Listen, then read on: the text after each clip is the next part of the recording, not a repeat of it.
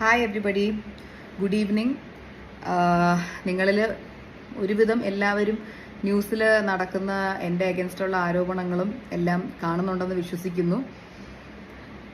In case അത് അറിഞ്ഞിട്ടില്ലാത്തവർക്ക് വേണ്ടി ഞാൻ ചെറുതായിട്ടൊന്ന് ബ്രീഫ് ചെയ്യാനാണ് ഞാൻ ഇവിടെ വന്നിരിക്കുന്നത്. പ്ലസ് വേറൊരു ഇൻഫർമേഷനും കൂടെ പാസ് ഓൺ ചെയ്യാനാണ്. എൻ്റെ ഒബയോസി സ്ഥാപനത്തിൽ കഴിഞ്ഞ ഒരു വർഷമായിട്ട് അവിടെ വർക്ക് ചെയ്തിരുന്ന 3 കുട്ടികൾ, വിനിത, ദിവ്യ, രാധു, ഈ 3 പേരും അവിടെ ക്രിമിനൽ ആക്ടിവിറ്റീസ് നടത്തുന്നുണ്ടായിരുന്നു. QR കോഡ് വഴി പണം തട്ടിയെടുക്കുന്നുണ്ടായിരുന്നു. അപ്പോൾ അത് നമ്മൾ കണ്ടുപിടിച്ചതിന് ശേഷമുള്ള ഇഷ്യൂസാണ് ഇപ്പോൾ നടന്നുകൊണ്ടിരിക്കുന്നത്. നമ്മൾ കേസ് കൊടുത്തു, അവർ കൗണ്ടർ കേസ് കൊടുത്തു. സോ അത് പോയിക്കൊണ്ടിരിക്കുന്നു.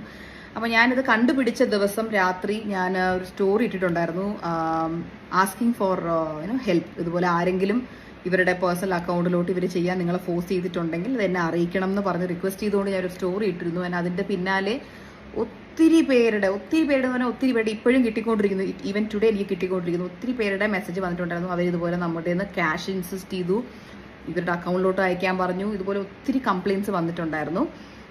അപ്പോൾ ഈ പൈസ മുഴുവൻ ഇവരുടെ അക്കൗണ്ടിലേക്കാണ് പോയിരിക്കുന്നത്. അപ്പോൾ അവർ എന്നെയും നിങ്ങളെയുമാണ് സ്കാം ചെയ്തത്. എന്നെ സ്കാം ചെയ്തതും എൻ്റെ കമ്പനിയെ സ്കാം ചെയ്തതും നിങ്ങൾക്ക് ഇതിലൂടെ മനസ്സിലായിട്ടുണ്ടാവും. നിങ്ങളെ സ്കാം ചെയ്തത്, നിങ്ങളെ എന്നെ ഇഷ്ടമുണ്ടെങ്കിൽ അല്ലെങ്കിൽ എൻ്റെ ഒബയോസിലെ പ്രോഡക്റ്റ് ഇഷ്ടപ്പെട്ട് വിശ്വസിച്ച് എനിക്ക് പേയ്മെൻറ്റ് കിട്ടുന്നു, അല്ലെങ്കിൽ ഞാൻ ബിസിനസ്സിൽ രക്ഷപ്പെടണം എന്ന് വിചാരിച്ച് എനിക്ക് തരേണ്ട പൈസ ഇവർ തട്ടിക്കൊണ്ട് പോയിരിക്കുകയാണ്.